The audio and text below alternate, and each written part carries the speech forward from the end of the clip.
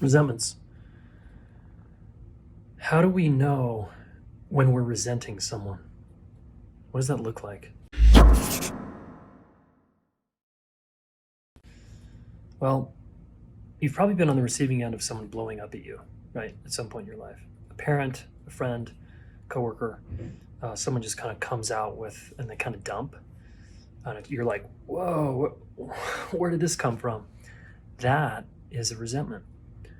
And the challenge with this approach is we're often not aware we're resenting someone. We don't see it until we blow a gasket. And this is problematic because then now we're dealing with a bigger fight. And along the way, we've justified in our head that it's not that big of a deal. I don't want to bother them. They're busy, they're stressed. I won't say anything, or, ooh, it's not going to go well. They might shut down, they might go away. We have all kinds of valid reasons why we justify withholding the truth and not bringing up the difficult thing, right? That's starting to build as a resentment. This is tricky, yeah? So the sooner we can get this about ourselves, the sooner we can clear the air and we can come out with our resentment and say, hey, friend, you know what? I've been withholding something from you and I'm really scared to bring this up, or I don't want to, create conflict here, and I gotta bring it. I gotta tell the truth here. So that's where we're headed, right? But this video really is just to help you identify the resentment you may have currently in your life. So if you find yourself silently judging someone in the quiet recesses of your own mind, you're probably resenting them, all right? If you mutter under your breath after you get off the phone with them, or a Zoom call or a text, if you mutter under your breath like, and you kind of talk shit about them slightly, you roll your eyes, you have this big sigh, that's probably a resentment, all right? Resentments are created by your expectations.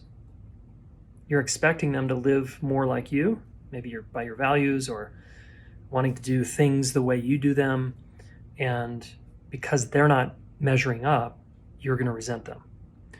And the longer you withhold your resentment, the bigger it is.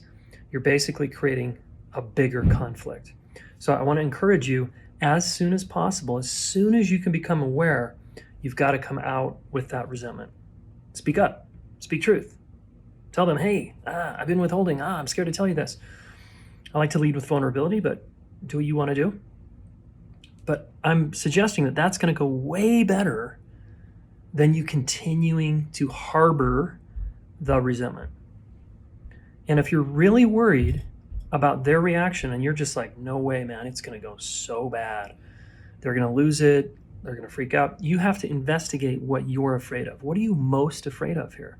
And often we're afraid to lose the relationship. They're going to go away and may permanently just be really bad.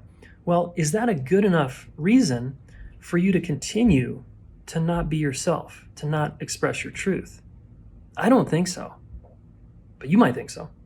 So I'm just going to challenge you again to bring it, all right? If you and I were in a relationship, you're robbing me of my opportunity to grow by not telling me the truth, because you're, quote, protecting me, which actually means you're protecting yourself, okay? So let's do it.